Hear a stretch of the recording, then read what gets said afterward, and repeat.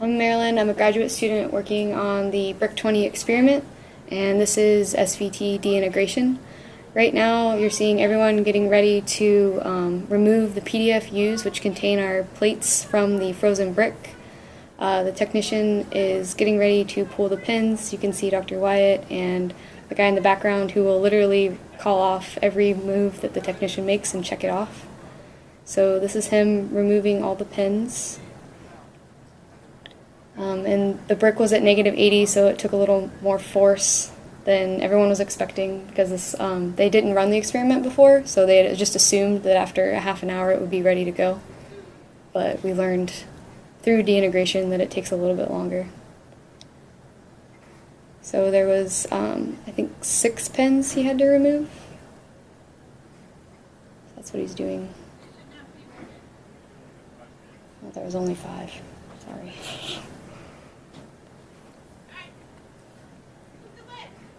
Now that the pins are removed, he can actually remove the lid, so you can see the PDFUs, or the Petri dish fixation units, which contain our plated ceilings.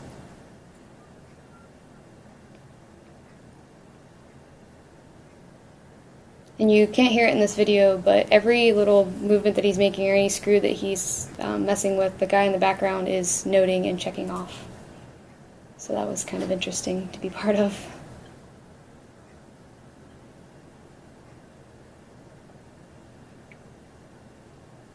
And we are in the 4C. You can see that the guy actually has gloves underneath his gloves. It was really cold in there. You wanted to wear layers.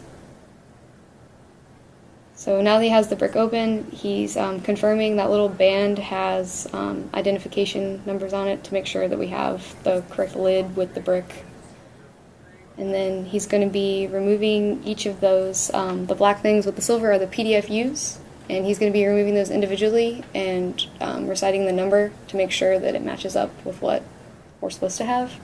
And then the white thing in the corner is the hobo data logger, which tells us the temperature that was experienced by the PDFUs during the experiment. So as you can see, the guy right now is writing off, he's checking off what we have in the brick. And in a second, the guy's going to be pulling out, he's going to be pulling out the PDFU, and there's going to be a number, and the guy beside him is going to recite it and then check it off.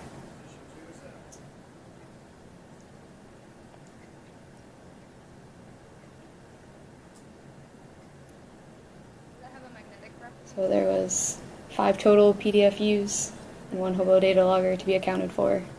And this was, I was asking if it was, if it had magnetic properties, because obviously the screw has rivets to pull it out, but it looked pretty seamless. And those things are not super heavy, but they needed more than just like a screw on them to be able to pull them out. So.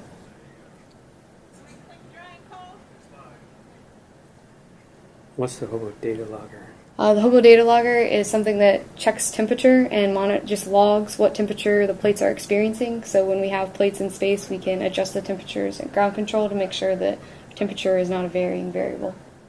So any temperature that they're experiencing in space, we can adjust for back home.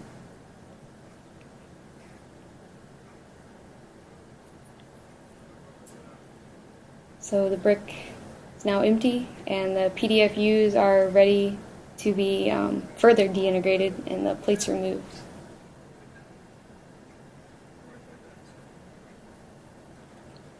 And this is where we ran into trouble, because we thought a half an hour would be plenty for the brick to thaw so that we could remove the PDFUs and then remove the plates. But -80 degrees Celsius is way colder than anyone had expected. Right now she's just organizing them because they're really cold. They were at -80, and we were hoping that after 30 minutes that they would be thawed enough that we could remove the lids. But as you'll see, when she attempts to, after she removes the screws from the lids, we're unable to get the plates out because they're still just too cold. And you can see how cold they are because she's not touching the brick, and anytime she does, she doesn't leave her hands there that long. And she has a scarf on as well, so you can see how cold it is in there. So the idea was that if we can't get all the lids open, she'll need to remove the screws from each of the PDFUs and then try to pop the lids off. because as you can see right now, she is completely unable to even get the lid slightly open, which they weren't expecting. They expected 30 minutes would be enough to thaw, and we were concerned that it might affect our samples' viability for different extractions. But -80 is really cold, and she can't even remove the lid.